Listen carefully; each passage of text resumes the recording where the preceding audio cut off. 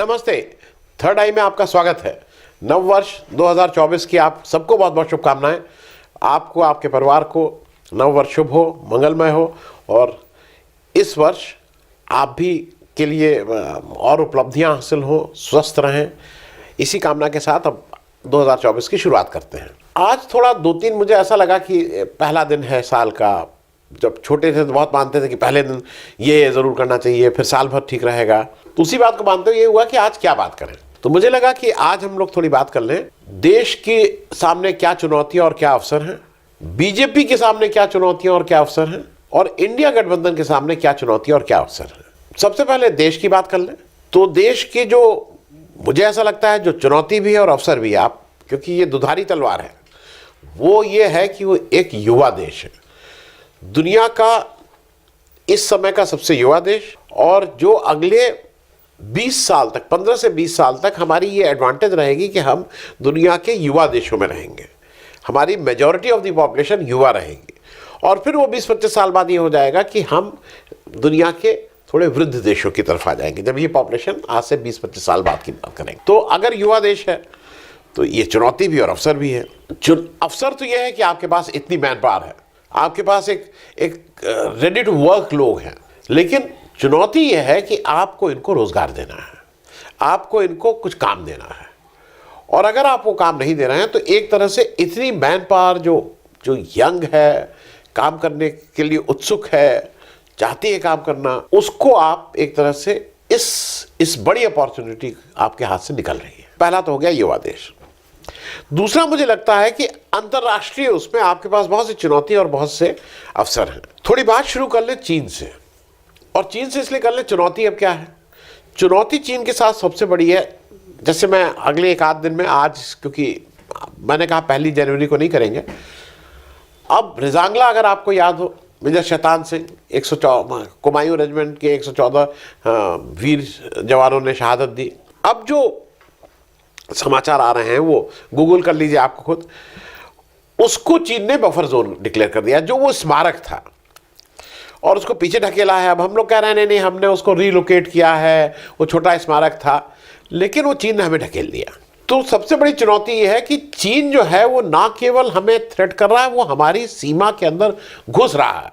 और हम स्टैंड लिए हुए हैं कि ना कोई घुसा है ना कोई घुसा था। चीन चाहे वो अरुणाचल प्रदेश हो, चाहे वो लद्दाख हो, हर जगह चीन घुसता जा रहा है। पेंगोंग लेक जो आज से 2-4 साल पहले गया होगा, पेंगोंग लेक में कोई पुल नहीं था, पुल है। हमारी सीमा को अब बफर जोन कर दिए गए हैं। तो ये एक चुनौती है। अवसर क्या है चीन के साथ? अवसर मुझे लगता है कि चीन आप पे बहुत डिपेंडेंट है व्यापार की दृष्टि से, बड़ा व्यापार करता है आपसे। तो अगर ये आपको अवसर प्रदान करता है चीन के साथ थोड़ा नेगोशिएट करने का, ठीक से बातचीत करने का, क्योंकि चीन भी आज ये चाहता है कि अगर उसको यूएस के सामने वो अपने को महाशक्ति बनाना चाहता है तो उसको भारत की जरूरत है, क्योंकि वो रूस को अपने साथ मिला रहा है, उसको भारत की जरूरत है।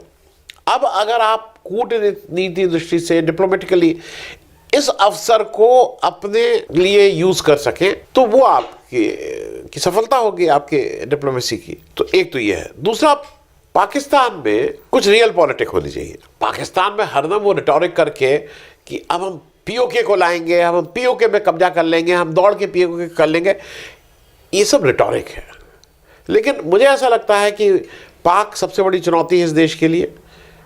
अवसर ये है कि पाकिस्तान और भारत की बहुत से कॉमन कल्चर हैं, और अगर कोई दूरदृष्टि से देखे, कई प्राइम मिनिस्टर्स ने इसको देख के कुछ हल निकालने की कोशिश की थी, हल नहीं निकल पाए। लेकिन अगर कोई हल निकल जाए तो हमारे बहुत से संसाधन, हमारे बहुत सी मैन पावर का जिस तरह से हम वहाँ लगाए हुए हैं उसको यूज़ करना, उसकी बहुत बड़ी बचत हो सकती है। तो एक तो पाक की ये बात है। दूसरी बात कर लें नेपाल। मैं अगल बगल के देशों की बात कर रहा हूँ। अब नेपाल से आपके जो संबंध थे उस तरह के तो नहीं रह गए हैं जितनी Nepal was part and parcel. एक तरह से हम लोग को तो लगता था भाई बिना वीसा पासपोर्ट के आप नेपाल चले जाते थे, साइकिल से चले जाते थे। तो आज नेपाल के ऊपर चीन का प्रभाव बढ़ता जा रहा है। और उसमें जो मुझे एक जगह लगता है कि वो अब वो कैसे करेंगे मुझे नहीं मालूम, उसके बहुत से रास्ते हो सकते हैं, मैं अभी समय नहीं है। अग्निवीर योजना, देखिए नेपाल से हमारा जो बाकी रिश्तों के अलावा जो सबसे बड़ा रिश्ता एक ये था कि नेपाल में रहने वाले जो गुरखास थे वो हमारे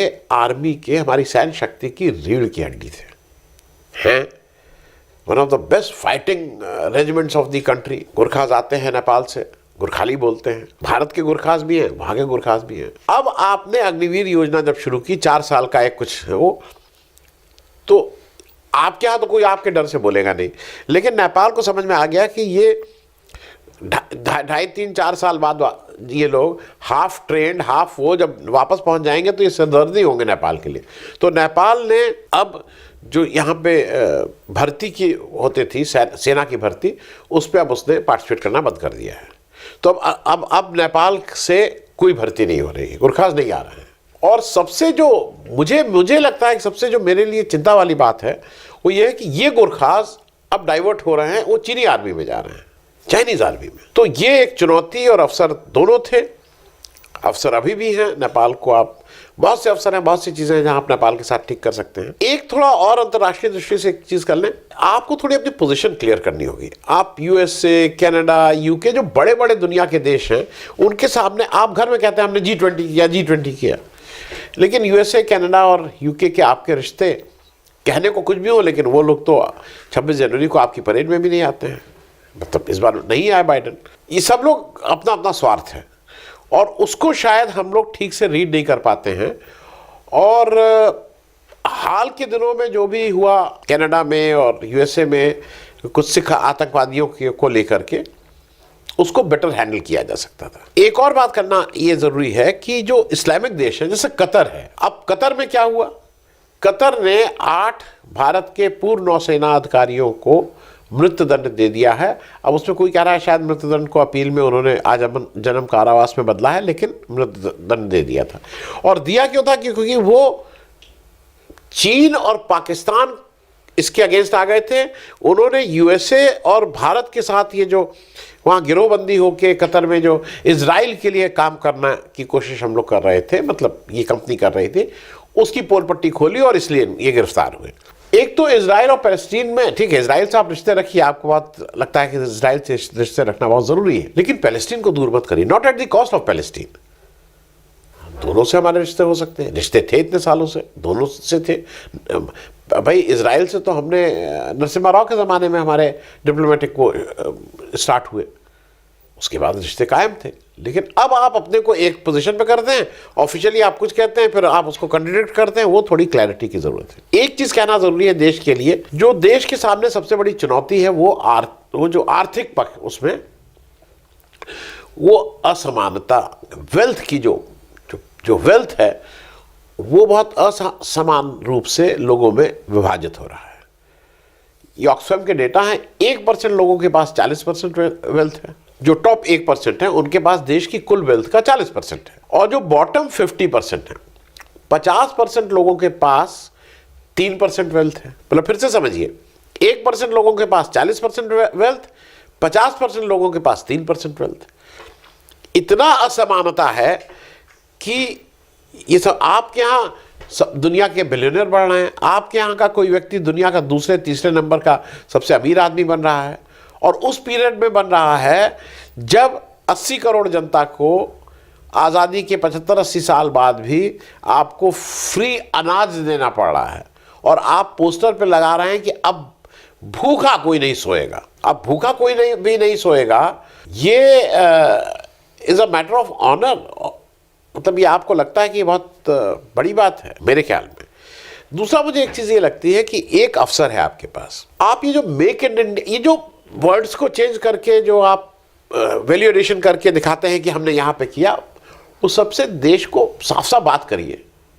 मेड इन इंडिया जो था, पुराना जो मेड इन इंडिया था, सबकी समझ में आता था कि देश में मैन्युफैक्चर्ड, देश में बनी हुई चीज़ को मेड इन इंडिया कहते थे। आपने मेक इन इंडिया कर दिया, अब उसका 80-90% तो विदेश में बनता है, यहाँ के असेंबल होता है, उसको आप मेक इन इंडिया कर दिए हैं, तो उस पर करिए। दूसरा, मुझे ऐसा लगता है आपको थोड़ा ट्रेडिंग और मैन्युफैक्चरर्स के बीच में, ये जो बिचौलिए हैं, ट्रेडर और उद्योगपति के बीच का डिफरेंस करना पड़ेगा आपको। टाटा बिरला उद्योगपति थे, वो ट्रेडर कभी नहीं थे। देश के इस समय जो टॉप जो 2 लोग हैं वो उद्योगपति तो बाद में बनने की कोशिश करते हैं, लेकिन वो ट्रेडर है। इसका माल लेके उसको, उसका माल लेके इसको, अपना बीच में कमीशन। तो ये थोड़ा आपको ध्यान देने की ज़रूरत है देश को आज। अब आ जाए बीजेपी की चुनौतियां और बीजेपी के अवसर पे।